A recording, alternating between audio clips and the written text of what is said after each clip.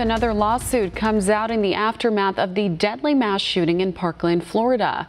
This week, the parents of a victim named Helena Ramsey announced their suit to obtain the private mental health records of the alleged shooter, Nicholas Cruz. This is the latest to come in a series of lawsuits related to the tragedy, including cases against Cruz's family, law enforcement, and gun manufacturers. The Ramsey family intends to gain information on Cruz's mental care to reveal any potential missteps which led to the attack. The purpose in doing this is to have those records looked at, both by me and both by an expert if necessary, to determine if Henderson Behavioral Health could have done something to prevent Mr. Cruz from his murderous rampage.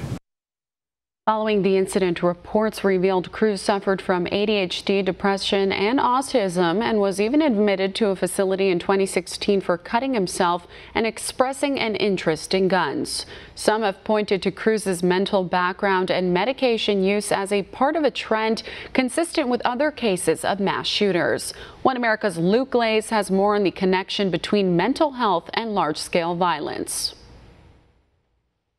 Just about every mass shooting in the past 20 years has something in common, and it isn't guns. From Columbine to Sandy Hook, mass shootings have become a regular and terrifying reality of recent history. Anti-gun lobbyists try to capitalize on these shocking events by devoting hours of airtime and nationwide demonstrations discussing the evil of guns. But in their haste to infringe on Second Amendment rights, they consistently leave out the fact that almost every mass shooter has been under the influence of psychotropic drugs. Zoloft, Lexapro, and Prozac have all become household names, generating billions of dollars each year for the pharmaceutical companies that produce them. But why will no one talk about the effect they are having on the nation's psychology? Why does it always seem to be that the shooter in these mass killings has been on some kind of psychotropic drugs? Why is it no one questioning these medications, all of which come with labels warning of horrific side effects? Perhaps one reason they are ignored is that the pharmaceutical industry spends billions of dollars lobbying Congress. Mania, suicidal thoughts, and dangerous impulses are all common side effects of these medications. With 1 in 6 Americans taking these mind-altering drugs, the link between medication and the rise of abhorrent behavior in our nation has yet to be properly investigated.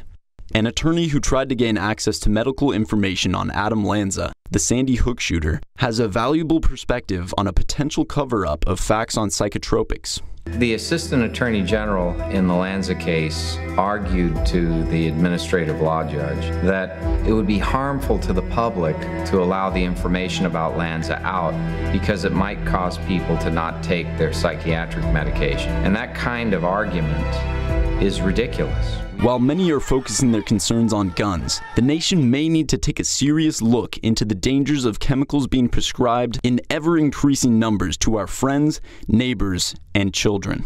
Luke Glaze, One America News. Want to see more videos like this? Click on the link below and subscribe to One America News on YouTube, and call your cable provider and kindly demand that One America News is added to your lineup. Call and subscribe today.